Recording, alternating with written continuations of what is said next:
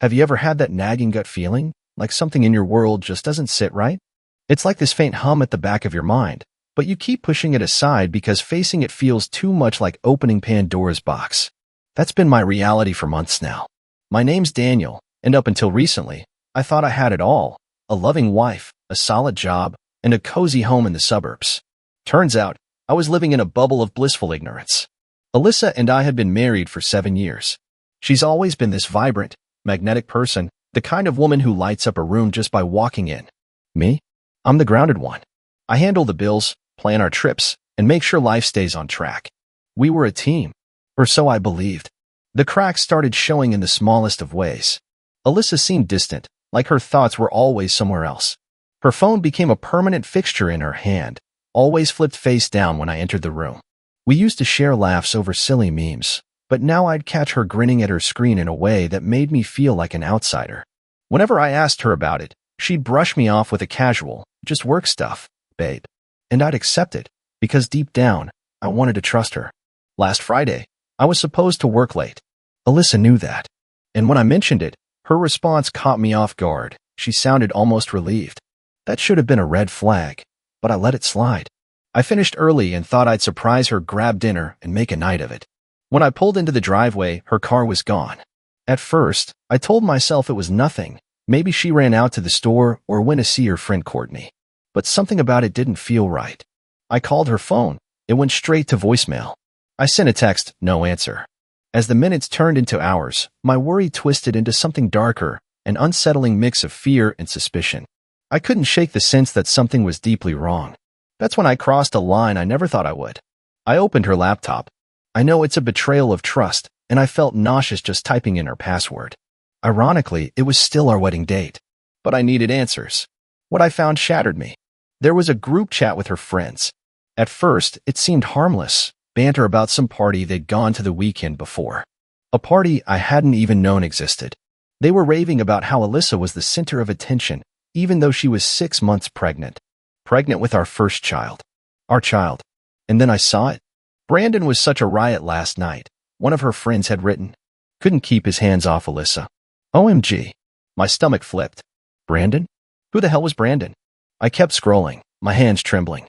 The messages grew worse, suggestive comments, teasing her about being so bold, warnings to keep things discreet or Daniel might catch on. My heart pounded as the pieces fell into place, the late nights, the secrecy, the way she changed. Everything suddenly made a horrific kind of sense. I slammed the laptop shut, my thoughts spiraling. This couldn't be real. It had to be some terrible misunderstanding. But deep down, I knew the truth. The woman I thought I knew, the woman I built a life with, wasn't who I believed her to be. When Alyssa finally came home that night, she looked so carefree. That smile on her face, that smug little laugh, it was like she was coming off the high of a perfect evening, completely oblivious to the storm waiting for her. She didn't even notice me sitting there in the dark. She kicked off her shoes, stretched, and laughed softly, the kind of laugh people have when they've had the time of their lives. My blood was practically simmering. "Where were you?" I asked, keeping my voice steady, though the cold edge in it was unmistakable. Alyssa froze mid-reach for her purse, her hand hovering as if caught in the act. She turned to face me slowly, the smile slipping right off her face the second our eyes met. "Daniel, you scared me," she said, trying to brush it off. "I told you I was out with Courtney." "No, you didn't," I said, straightening up, folding my arms across my chest. "You never mentioned Courtney. And your phone's been dead silent, straight to voicemail all night." Her lips pressed into a thin, stubborn line. "My phone died." "What's with the interrogation?" "I told you where I was." "Courtney, huh?" I let the name hang there for a beat, watching her closely. "Funny thing. Courtney's been out of town. I know because I saw her post about it this morning visiting her parents." Her expression hardened, just for a second, but she was quick to recover. "All right, fine," she huffed. "I wasn't with Courtney. I didn't think I had to report every single thing I do. I went out. Needed some fresh air." "Fresh air?" I repeated, raising my voice just a notch. "Alyssa, you're 6 months pregnant. What kind of fresh air has you disappearing for hours, unreachable, and lying to my face?" She rolled her eyes, a habit she'd picked up recently, and one that was starting to drive me insane. "You're overreacting. It's the hormones. I just needed space, Daniel." I snapped. "Did Brandon give you that space?" The words came out before I could stop them. The color drained from her face instantly. She blinked fast, like she was trying to reset, trying to act like she hadn't just heard what I said. "Who's Brandon?" she asked, her voice shaky, feigning confusion. "Don't," I said, stepping closer. "Don't insult me by playing dumb. I saw the messages, Alyssa. The party, your friends laughing about you and Brandon. Who is he, and what exactly have you been doing?" Her jaw tensed. For a moment, I thought she might crack, let everything spill out. But instead, she threw up walls. "You went through my stuff?" Her voice rose. "Are you serious right now? That's a violation, Daniel. How dare you dig around in my things, and then accuse me of cheating, while I'm pregnant, no less. You've lost your damn mind." "No," I growled, my voice trembling from trying to hold back the anger. "You're the one who's lost it. Lying to me, sneaking around, letting some guy get too close while carrying my child. And now you're flipping this on me, trying to make me feel like I'm the crazy one." Her eyes narrowed. "You're ridiculous. Do you even hear yourself? You're paranoid, obsessing over some stupid jokes from my friends. Jesus, Daniel, this is insane." I shook my head. "I'm not paranoid, Alyssa. I'm done. Done pretending nothing's wrong. Done ignoring the signs." I took a breath, letting the words land like a hammer. "Tomorrow, we're getting a DNA test." Her eyes went wide, first with shock, then with a flash of anger that lit up her face. "A DNA test? Are you out of your mind?" "No, Alyssa, I'm not." I kept my voice firm. "If this baby's mine, I deserve to know. And if it's not, well, I guess Brandon can take over from here." Her mouth opened, then shut again, like she wanted to fight, to deny it, but couldn't seem to find the right words. Suddenly, she burst into tears, loud, dramatic sobs that echoed through the room. "I can't believe you'd do this to me," she gasped between breaths. "To us. I've given you everything, Daniel. And this is how you repay me? You think I'd betray you like that while I'm pregnant? What kind of man says this to his wife?" It was a solid performance, Oscar-worthy, honestly. But I wasn't buying the act. Not this time. "Cry all you want, Alyssa. We're getting that test." She shoved past me, storming down the hall and slamming the bedroom door hard enough to rattle the walls. I stood there in the quiet, my heart still racing, my thoughts spinning in every direction. I wanted to believe her, to convince myself I was wrong, that I'd somehow misread the whole thing. But the evidence was stacked too high. The cracks in our marriage were too deep to ignore. That night, I lay on the couch, staring at the ceiling, wondering how the hell we'd ended up here. The woman I thought I knew, the life we were building, it felt like nothing more than a fragile illusion. Morning came, and the house felt heavier than ever. Alyssa dressed in silence. I didn't say a word when I grabbed the car keys and told her, "Let's go." She followed without putting up a fight. The clinic was cold and sterile, the kind of place where the truth doesn't hide and lies unravel. We sat there in silence, the weight of everything pressing down like a lead blanket. When the nurse finally called us back, Alyssa shot me a quick glance, her face twisted with a mix of anger and stubborn defiance. This was it, the moment everything could change. The test itself was simple, a swab across the inside of my cheek. Another for Alyssa. The paperwork felt heavier than it should, my hand trembling slightly as I signed. But the wait in that clinic, it was unbearable. We sat in silence, listening as the nurse walked us through the process, but her words barely registered. Neither of us said a thing when we left. There wasn't any point. We both knew nothing we could say now would matter, not until those results came in. The drive home was quiet. Alyssa kept her gaze locked on the window, staring out like she could will herself somewhere else. Her expression stayed cold, unreadable. I focused on the road, gripping the wheel so tight my knuckles turned white. My thoughts wouldn't stop racing, circling back again and again to how I'd let this drag on for so long. Every late night, every excuse she brushed off with a casual laugh, every secret smile she shared with her friends. It all kept playing in my head, each memory darker than the last. When we got home, Alyssa headed straight for the bedroom, shutting the door behind her without a word. I stood there in the hallway, staring at that closed door like it could somehow give me answers. 6 months ago, we were picking out cribs and bickering over which shade of blue to paint the nursery. No? Now I wasn't even sure if we'd make it to the birth. I didn't go after her. Instead, I grabbed a beer from the fridge and sank into the couch, staring blankly at the dark TV screen. The house felt too quiet, like it was holding its breath, waiting for whatever came next. By morning, Alyssa's anger had faded into something colder, detached. She looked at me like she was daring me to crack first. "When do the results come in?"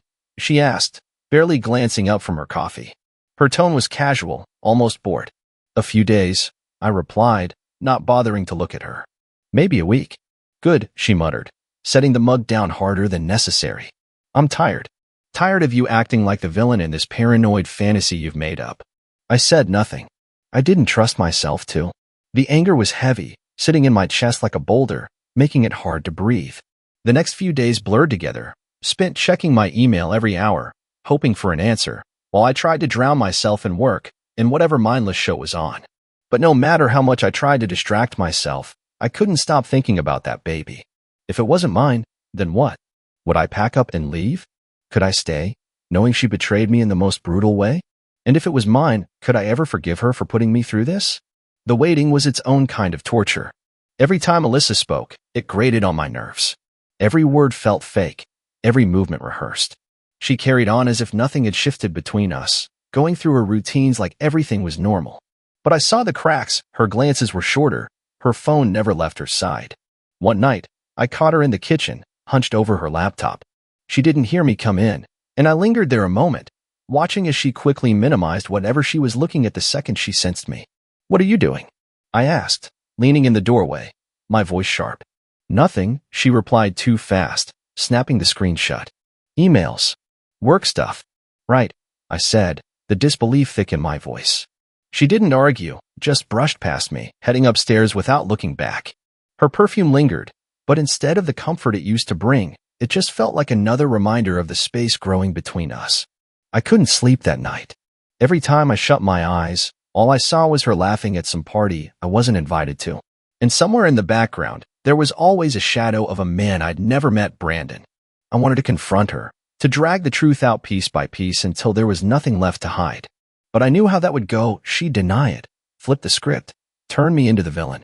I wasn't letting that happen again. Finally, after what felt like days stretching into years, the email came through. "Your DNA test results are ready." My heart stalled. My hands trembled as I opened it, I scanning down the lines of text until I found the only part that mattered. 0% probability of paternity. The words blurred as I stared at them, my brain scrambling to make sense of it. The baby wasn't mine. My child, our child, wasn't mine. The weight of every emotion I'd been holding back came crashing down all at once. Anger, betrayal, heartbreak, relief. I sat there, letting it wash over me in waves I couldn't fight off. I sat there for what felt like an eternity, my eyes glued to those cold, unfeeling words. The baby wasn't mine. That should have been the end of the road, right? Pack my things, walk out the door, let her deal with the wreckage she created. But the longer I sat there, the more that thought twisted into something darker. Walking away felt too easy. She didn't deserve easy. She lied to me, betrayed me, tore apart the life I thought we were building, brick by brick. No, she needed to feel this. Really feel it. She needed to understand the weight of what she'd done. I wasn't just going to leave. I was going to bring the whole damn thing crashing down. The words 0% probability of paternity looped endlessly in my head. I couldn't unsee them, couldn't escape the weight pressing down on me. But as the minutes ticked by, the dull ache shifted into something sharper: rage. I wasn't just going to quietly walk away. She was going to pay for every lie, every fake smile, every stolen piece of my life. But I couldn't explode. Not yet. This wasn't about venting or screaming in anger. If I wanted this to hurt, really hurt, I had to be smart. So I said nothing. I didn't tell Alyssa about the results. Instead, I watched every glance, every shift in her tone, every time she picked up her phone. I paid attention. I used to think Alyssa wore her heart on her sleeve. Now I saw her for what she truly was, a master manipulator. It was in the subtle way she checked her messages when she thought I wasn't paying attention. The way she'd suddenly become affectionate, kisses on the cheek, hands lingering a little longer, whenever the tension between us thickened. She thought she was winning. She had no idea I held the ace. The first thing I did was make a plan. I reached out to a lawyer, Rachel, recommended by an old buddy who'd barely crawled out of his own nasty divorce. Rachel didn't sugarcoat anything. "You need evidence," she said flatly. "Proof of infidelity, deception, whatever you can dig up. The more you have, the better your leverage." I leaned back in the chair, my jaw tight. "Don't worry. I'll get the proof. And I did. I started with her phone. It wasn't easy. She treated that thing like a vault, always glued to her hand. But one night, she left it charging in the kitchen while she showered. My pulse hammered as I picked it up, praying the passcode hadn't changed. It hadn't. Still our anniversary. I shouldn't have been surprised. The messages were buried, hidden beneath harmless work emails and group chats with her friends. But I found them. Brandon. His name popped up over and over. The messages weren't graphic. She wasn't that careless. But the flirting, the inside jokes, the plans to meet up, crystal clear. The final nail in the coffin was a photo, Alyssa in a sleek black dress I'd never laid eyes on, captioned, "Can't wait to see you tonight. Don't keep me waiting, winking face." My chest tightened. I took screenshots of everything and emailed them to myself. But I wasn't finished. The next day, while Alyssa was out running errands, I set up cameras, tiny, discreet ones, hidden in the living room, the bedroom, by the front door. If she was bold enough to bring him into my house, I wanted it documented. I also hired a private investigator, one Rachel highly recommended. He assured me he'd dig up everything I needed. So I waited. It didn't take long. 2 days later, I got a text from the PI. Oakwood Hotel, room 217. Photos attached. My stomach sank as I opened the images. There she was, hand in hand with Brandon, walking into the hotel lobby. She looked happy, light, like she didn't have a single care in the world. I didn't cry, didn't break anything. I just stared at the picture, feeling something cold and hard settle deep inside me. This wasn't about love anymore. This was about justice. When Alyssa walked through the door that night, she kissed my cheek like nothing had happened. "How was work?" she asked, her voice soft. Familiar. Fake. "Busy," I said, forcing a smile. "Yours?" "Same old," she replied, heading to the kitchen. I watched her closely, the photos flashing in my mind. How long had this been going on? How many nights had she walked through this door after being with him, pretending everything was fine? I clenched my fists. Not for much longer, Alyssa. Over the next few days, I pieced together the last of what I needed, bank statements with sketchy withdrawals, hotel charges. Everything. The PI handed it over. It wasn't just evidence. It was ammunition.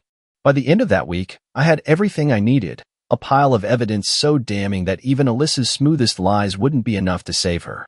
But I didn't confront her. Not yet. I wanted this to hit her like a freight train, swift, brutal, and impossible to recover from. So I kept the mask on, playing the role of the clueless husband. I waited, patient as ever. And then, the perfect moment arrived. One morning, over coffee, Alyssa casually mentioned she'd be meeting up with her friends after work. I knew exactly what that meant. Later that afternoon, the PI confirmed it, another cozy dinner with Brandon, this time at a restaurant downtown. I didn't call. I didn't text. I just pulled on a clean shirt, grabbed the folder thick with proof, and headed out the door. I wasn't heading to the restaurant. I was heading to Brandon's house. By the time I got home that evening, Alyssa was sprawled on the couch, lazily scrolling through her phone like it was any other night. She barely looked up when I walked in, like the weight of the entire mess she created hadn't even registered. For a moment, I just stood there and watched her, wondering how I'd been so blind to her selfishness for so long. "Alyssa," I said, keeping my voice steady but cold enough to chill the air between us. "We need to talk." She let out an exaggerated sigh, dropping her phone onto the coffee table. "Oh, what now, Daniel? Are we still stuck on that stupid DNA test? I thought we were done with all that." I stepped closer and placed the manila envelope squarely in front of her. "No," I replied, taking a seat across from her. "We're not done. Done with anything. Open it." Her eyes narrowed as she hesitated, almost like she could already sense what was inside. "What is this?" she asked, suspicion laced in her voice. "Proof," I said, leaning back and folding my arms. Her fingers trembled slightly as she peeled the envelope open, pulling out the stack of documents. The color drained from her face as she flipped through each page, starting with the DNA results, moving on to the screenshots of her text with Brandon, and landing on the hotel receipts that left no room for doubt. By the time she reached the end, her hands were visibly shaking. "Anything you want to say?" I asked, watching her carefully. She looked up at me, her expression shifting rapidly between shock and anger. "You went through my stuff?" she hissed, her voice shaking. "You violated my privacy." I laughed, a bitter, humorless sound that surprised even me. "Don't even try it, Alyssa. You've been lying to me for months. Cheating on me while carrying his child, and you're going to cry about privacy?" I leaned forward, my voice dropping lower, more dangerous. Give me a break.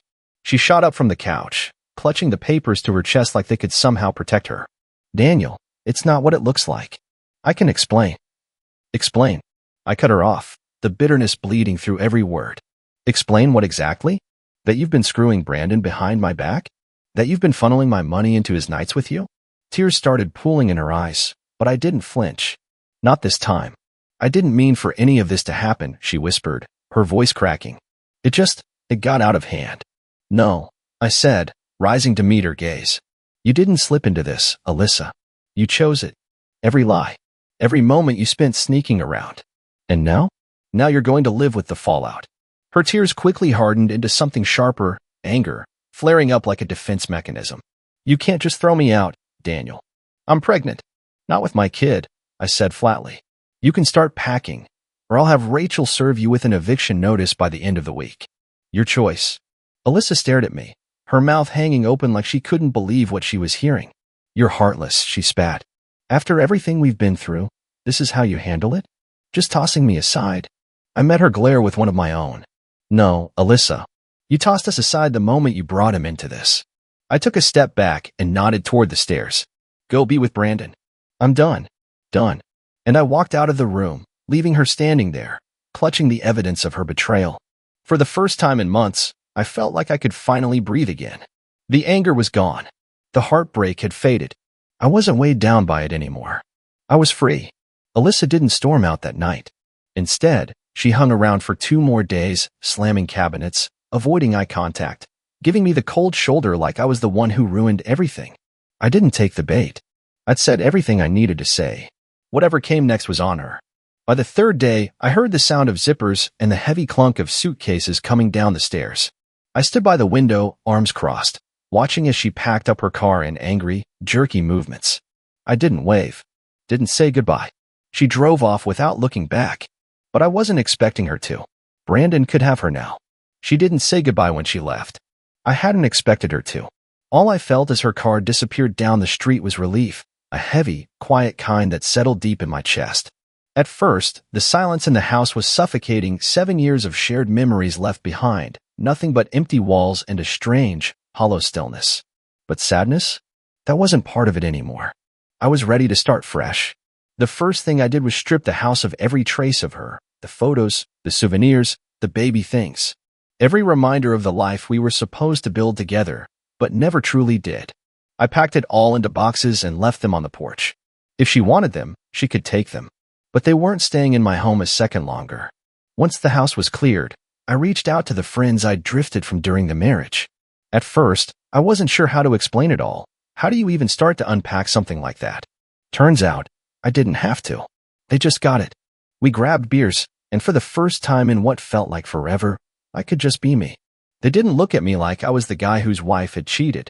I was just Daniel, their friend. The next step? Work. I buried myself in it. Late nights, extra projects, anything to keep my hands busy and my head clear. And you know what? It helped. Landing a tough deal or knocking out a big project brought back a sense of pride I hadn't felt in years. It was a reminder that I was good at something, that I could still build a life worth being proud of, even if parts of it had crumbled. One afternoon, I got the call. The divorce papers are ready, Rachel said, her voice steady, businesslike. She's not contesting anything. We'll finalize it in a month. That was all I needed to hear. Alyssa had made her decisions. Now I was making mine. I signed the papers that same night, ending our marriage with nothing more than a flick of the pen. By the time everything was finalized, the house finally felt like mine again. I repainted the walls, rearranged the furniture, and swapped out the couch for something new, something without the weight of old memories. Piece by piece, I rebuilt the life I wanted. I didn't expect to meet anyone new so soon. But life's funny that way. A few months after Alyssa left, I ran into someone at a friend's barbecue. Her name was Emma. She was easy to talk to, sharp, funny, and kind in a way that didn't feel forced. We got to chatting, and before I knew it, the sun had set and the party had thinned out. It wasn't some grand